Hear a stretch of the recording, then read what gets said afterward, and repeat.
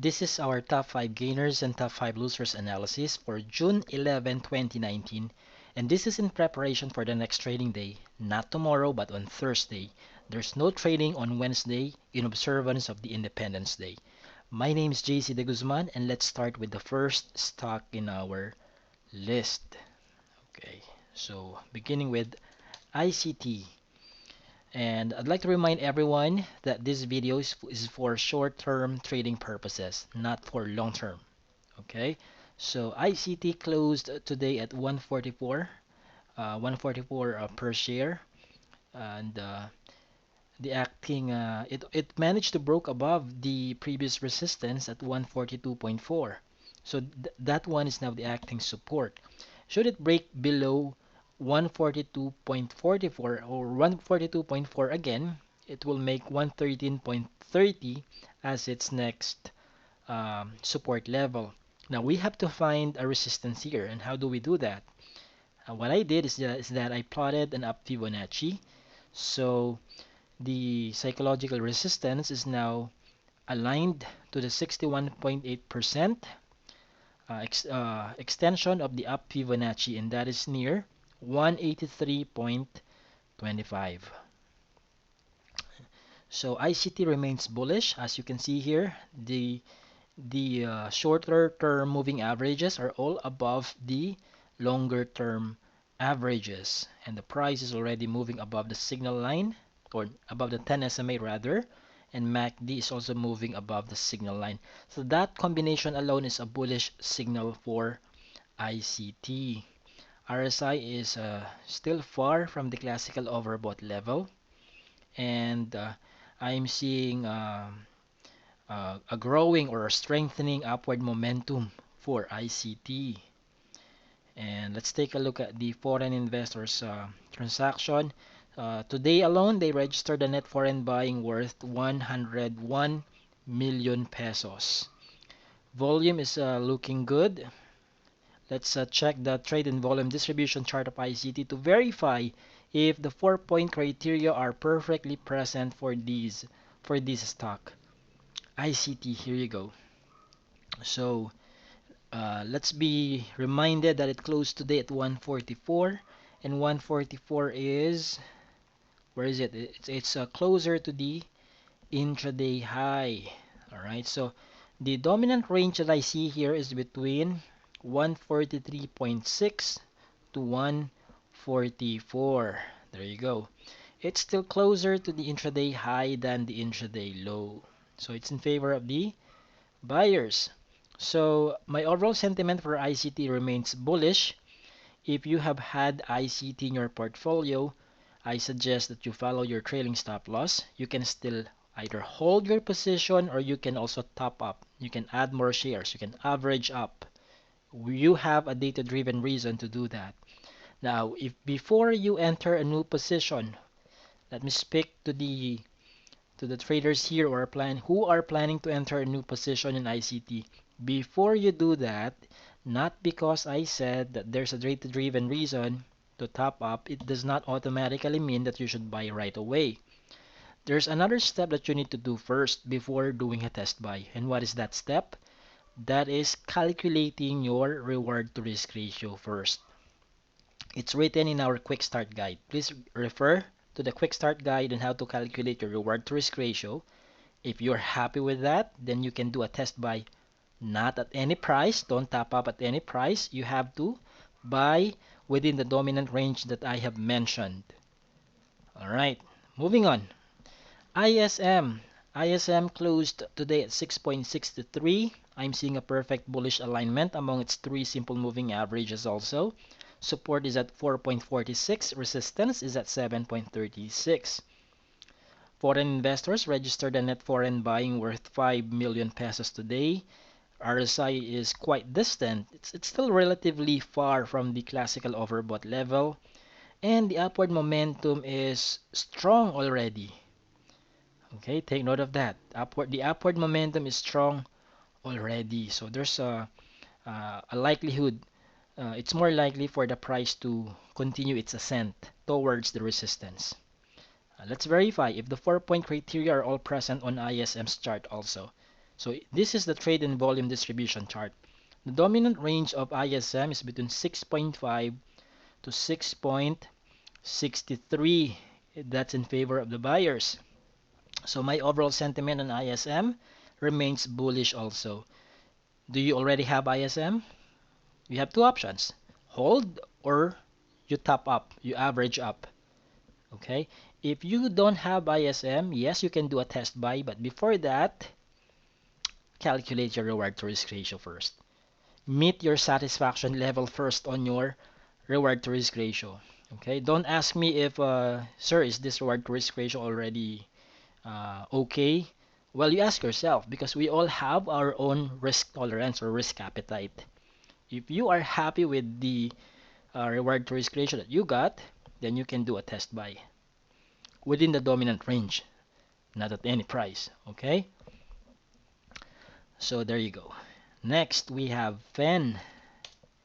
This stock closed today at 2.77. I also covered or discussed PHEN in my previous videos, and I mentioned in those videos that you should just strictly follow your trailing stop loss, and you should be fine, especially if you have had PHEN for a while already in your portfolio. Support remains at 2.16, and for the psychological resistance, I put it aligned to the 61.8% extension of the up Fibonacci, and that is near 3.60. Okay, so I'm seeing bullish signals here. However, be mindful that RSI is already playing inside the classical overbought level. So at any moment from now, those who managed to trade PHEN at an earlier period may opt to lock in their profits. So be careful, guys, if you are just new entrants, if you are just planning to trade the name on Thursday, be careful with your decision. Think thrice, not just twice, before you do a test buy. Of course, that means calculating your reward to risk ratio again. So think thrice before you do a test buy. For those who already have PHEN, you are in a better position now for as long as you are using a trailing stop loss. So what's a trailing stop loss? Go back to the quick start guide. It's already explained there with some examples and formula on how to calculate it. Okay? The upward momentum remains strong. I'm bullish on PHEN. Okay, let me show you the dominant range. Um, the dominant range is between 2.75 to 2.77 in favor of the buyers. CHP. CHP closed today at 2.52. Support is at 2.33. Resistance is at 2.88. I still remember that I also discussed CHP in my previous videos, and I mentioned there the possibility for the price to rebound or for 2.33 to be respected. And apparently it did. Okay. However, even though CHP is already moving above the 10 SMA, take note that MACD is still moving below the signal line. So my 10 SMA and MACD combo is still not perfectly true. It's not yet perfectly satisfied at this time. Therefore, we don't have a level 1 buy signal yet. There's no level 1 buy signal yet.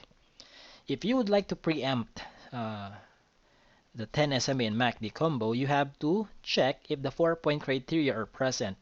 But preempting the level 1 buy signal, I only recommend that to those who are experienced and disciplined traders.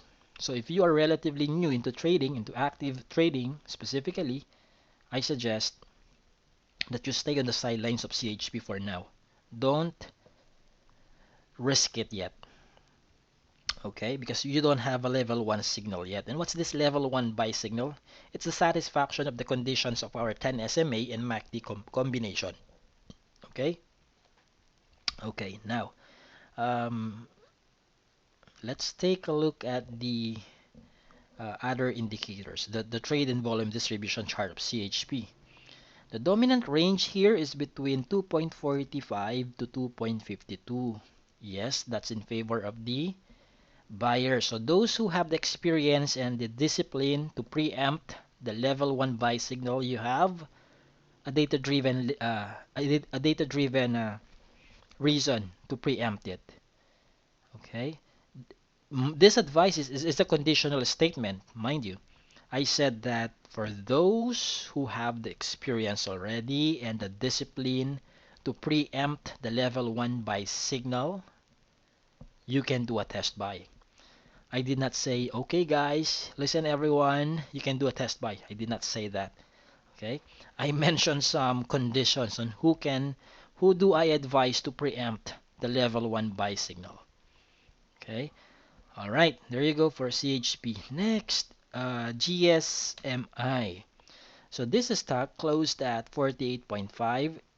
It continues to move higher than its support at 44.5. So where is the psychological resistance now? It's at the 61.8% extension of the up Fibonacci, and that's near 54.5. Okay. All right, now I'm also seeing a perfect bullish alignment amongst three simple moving averages. And good news, there's a formation of a bullish convergence between the MACD and the signal line. On the other hand, RSI is already playing inside the classical overbought level. So even though the upward momentum is still very strong, those who managed to trade GSMI 1 or 2 or 3 weeks ago, although they are in a better position, but they are also at an advantage of uh, deciding to lock in profits at this time. What does that mean for those who don't have GSMI but are planning to trade it? Here's what it means. You have to think thrice also before you do a test buy on GSMI. RSI is already playing inside the classical overbought level, mind you. Okay? So if you are only an experienced and a very disciplined trader, that's the only time that you should consider doing a test buy on GSMI at this point in time on Thursday. Well, not right now. It's evening already, of course. All right. So that's my recommendation. Let me show you first, by the way, the trade and volume distribution chart. The dominant range is between 48 to 48.5 in favor of the buyers. Okay. Yes, it's bullish, but it's quite risky for the new entrants, especially for the new active traders. Okay. For those who have had GSMI, I know your smile is from ear to ear already. So do a trade, respect your trailing stop loss, so you don't get stressed on what to do next. Okay. Next, PXP. This stock closed today at 7.4. Support is at 6.8. Resistance is at 10 pesos or 10.05 if you'd like to. Now, it's been bearish for over a week already. Well, actually not just for over a week, but since when?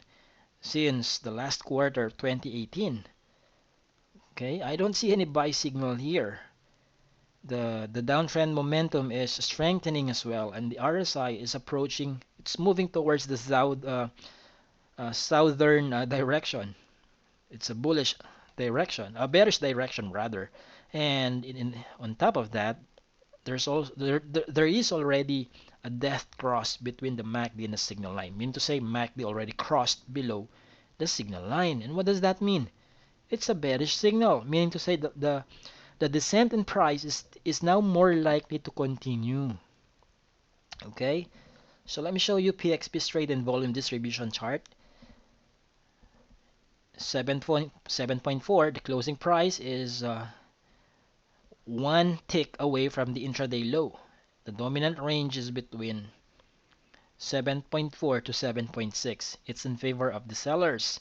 Guys, please, ladies and gentlemen, please don't buy PXP yet. Don't buy it. I'm not going to give any piece of advice for those who may still have PXP because none of you should have PXP by this time because it doesn't make sense buying PXP between the last quarter of 2018 up to today. I do not see any convincing buy signal that appeared between that within that period. Okay? Otherwise, you have no option but to cut your loss. You just can't rely it on pure hope and prayers. Yeah, hoping and praying are very good, very good habit to do that. But don't make that as your only, don't use those two as your only tools when it comes to short-term trading. Please do yourself a favor. Okay, I'm bearish on PXP. Do I still need to say that? Next, Flea.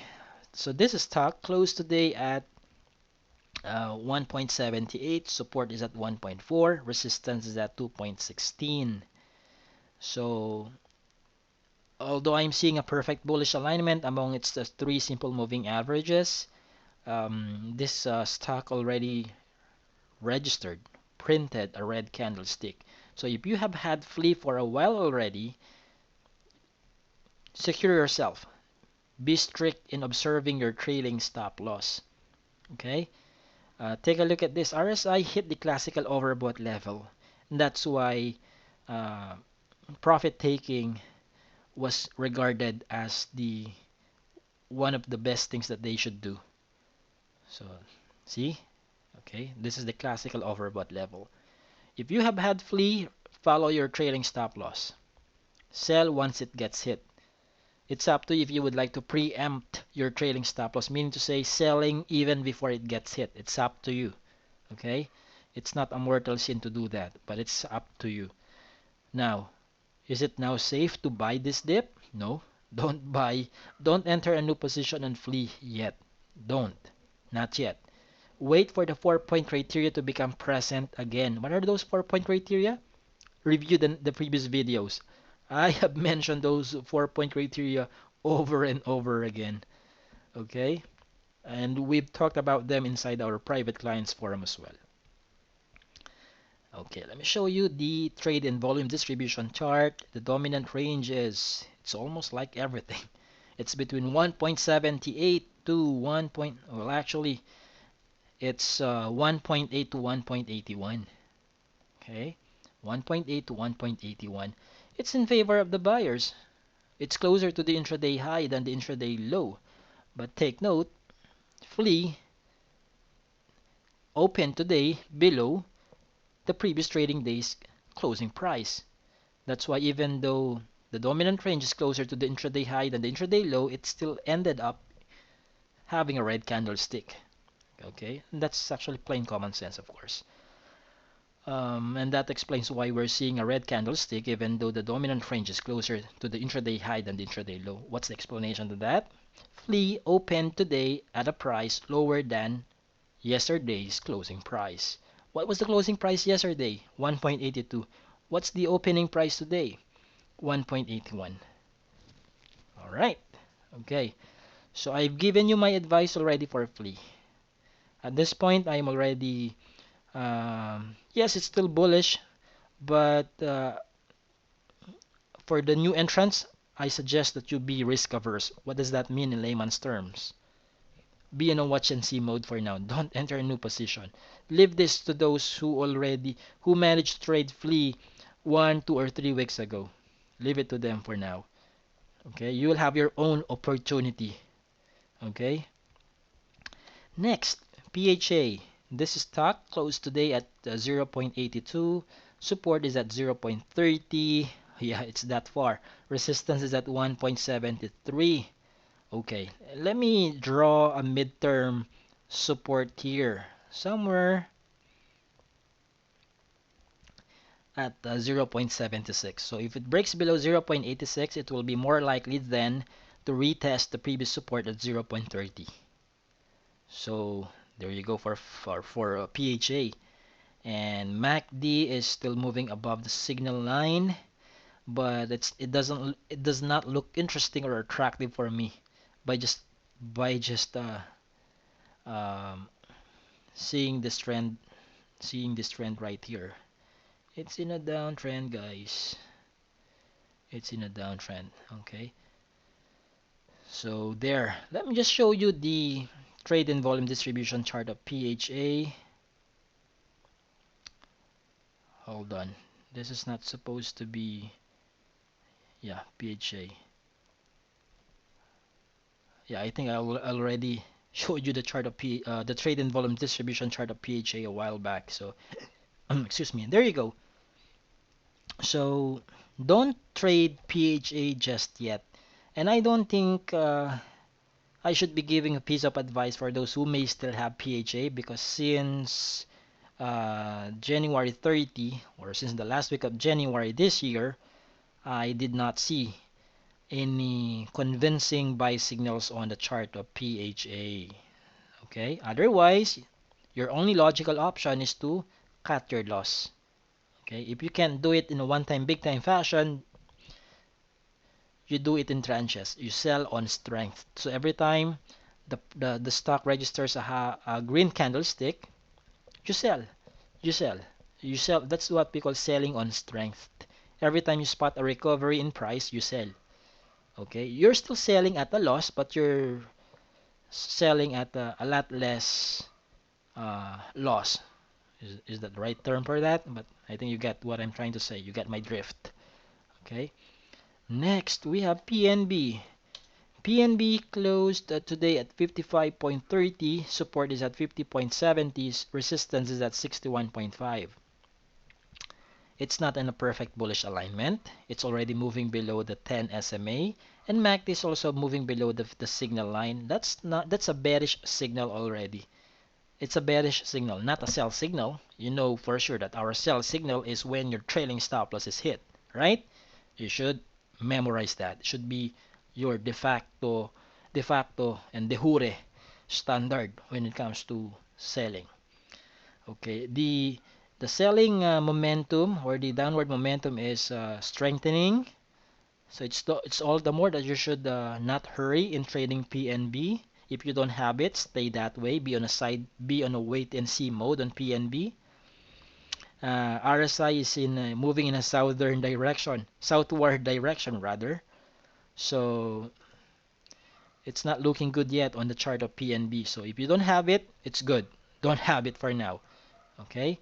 Let me show you PNB's trade and volume distribution chart. The dominant range is between 55.2 to 55.5. 55.2 to 55.5. It's in favor of the sellers, closer to the intraday low than the intraday high.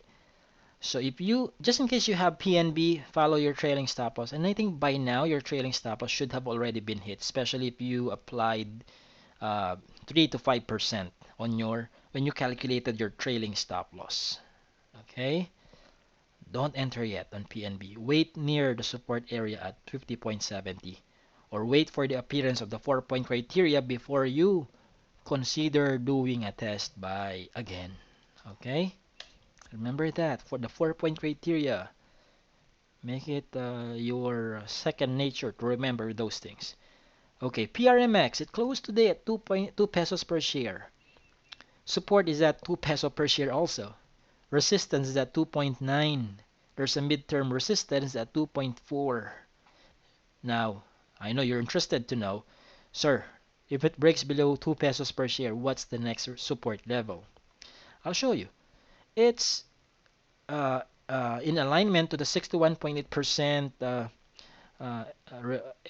extension of the down Fibonacci. Okay, it's at 1.43. 143. Okay, 1.43. It's not looking good to me. Okay, meaning to say it's more likely, for me, it's more likely for PRMX to break below 2 pesos per share. I don't see any sign of but who knows? Let's see. Let's also find out on Thursday if it will respect the support at 2 pesos per share. Because for how many attempts already, it respected the support level here. But once these holders or traders or PRMX get tired of supporting the stock at 2 pesos per share, they might just sell at a loss and move their capital to other moving stocks, to other trending or performing stocks.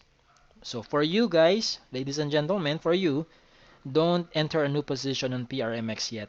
And by the looks of this chart, I don't think I need to give a piece of advice for those who may still have a PRMX, because it has been busy moving inside the downtrend channel since the last quarter of 2017. Did you hear that? 2017, not 2018. Okay? So there you go. You've heard my technical analysis, overall sentiment, and trade setups or recommendations for these 10 stocks. If you wish to, for me to, for you to learn in person the strategies that I do, the A to Z of what I do personally whenever I trade, from buying to selling, from deciding which ones to buy and how to sell, why sell, I recommend that you attend my the Evergreen Strategy in Trading the Philippine Stock Market. So click on the seminars page on our website. This is what you, just like what you're seeing on your screen right now, and then check if there's a seminar, if there's an evergreen strategy in trading the Philippine stock market seminar near your area. Right now I have one in Angeles City, Pampanga, Baguio, Cebu, Davao, Iloilo, Cavite, and one in Makati. Okay, I can only accept 20 to 30 people in the room, so I recommend that you buy your ticket as soon as you can. Okay, so it's a good combination whenever you subscribe to this service of Equilist Analytics to attend that seminar. It's treated, I see it like a prerequisite so you can understand and appreciate more the methods, the the strategies that I am saying, writing, and posting in these videos and inside our private clients forum. You will appreciate it all the more and understand it better when you attend the seminar and hear it straight from me. When you learn from me in person, besides you will be able to ask any clarifications that you may have with whatever we're doing here at Equilist Analytics. All right. There you go. My name is JC De Guzman. There's no trading day tomorrow. See you on Thursday. Thank you and have a great day.